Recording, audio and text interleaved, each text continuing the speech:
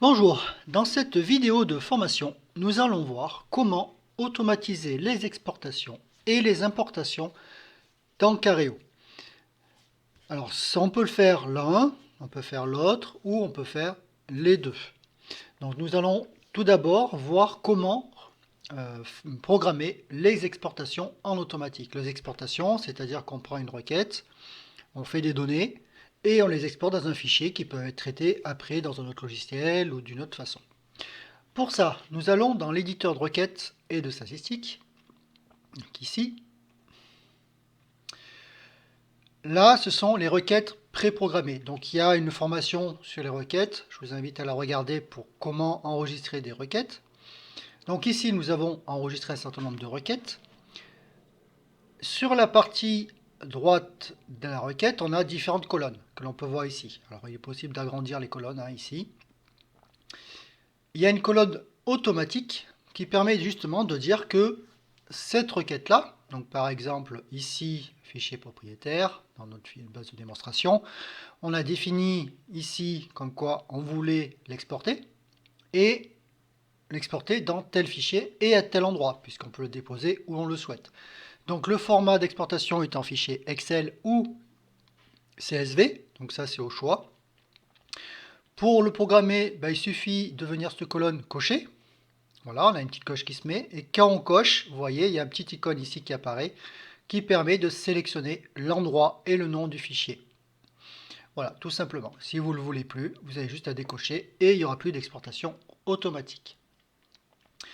Avant d'aller plus loin, nous allons programmer ce qui est les importations automatiques. Par exemple, vous avez d'un site internet, d'un logiciel externe, etc., des données qui arrivent dans un répertoire et vous voulez les importer en automatique dans le logiciel Careo. Pour mettre à jour les données, pour rajouter, enfin voilà, un certain nombre de choses. Donc ça peut être des clients, des contacts, des interventions, voilà. Tout ce qui touche les interventions. Pardon, oui, l'importation. Alors, donc là, on va être dans Fichier, Importation et Importation personnalisée. Donc le premier. Donc même principe, si vous voulez voir comment ça fonctionne, je vous invite à voir la vidéo de formation sur les importations de données. Dans notre cas, alors ici, il suffit de définir les différentes informations, donc le fichier à importer, ici le type d'importation que vous souhaitez, fiche contact, etc. Et ici, faire les correspondances avec votre fichier à importer. Voilà, donc au moins la première fois, vous vous dites, ben voilà, telle colonne, par exemple le nom de la fiche correspond à telle colonne, etc. Une fois que c'est fait, il faut l'enregistrer dans un profil.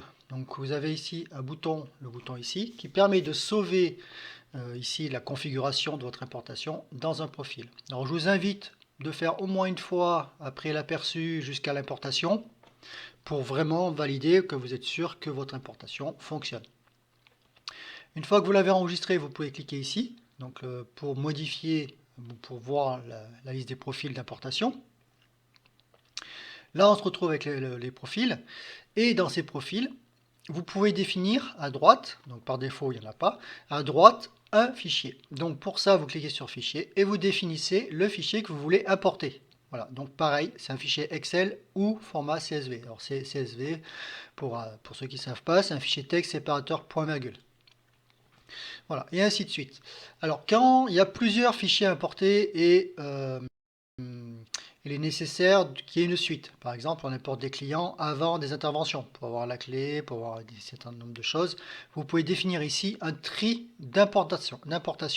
Comme ça, on importe par exemple les clients, ensuite on importe les contacts, et puis on peut importer les factures par exemple. Donc ça, on peut définir l'ordre à partir d'ici. Une fois que nous avons programmé, donc là on a programmé les exportations, on a programmé les importations, et bien maintenant dans le dossier de Careo, donc où se trouve le logiciel, il y a un petit outil qui s'appelle Careo Auto. Voilà, donc une fois qu'on le lance, il va vous demander à identifier un mot de passe, c'est le même que Careo, donc vous rentrez votre identifiant, vous rentrez votre mot de passe, et là tout simplement, vous mettez à quelle heure vous souhaitez que le traitement se fasse, alors on peut en définir 1 à 4 heures différentes, et vous cliquez sur démarrer et vous laissez tourner. Voilà. Donc à partir de là, l'importation ou l'exportation de tout ce que vous avez défini va se faire en automatique. Voilà, là, donc la formation est terminée. N'hésitez pas à contacter le support Capisoft. C'est avec plaisir que nous vous répondrons à toutes vos questions. Allez, bonne journée.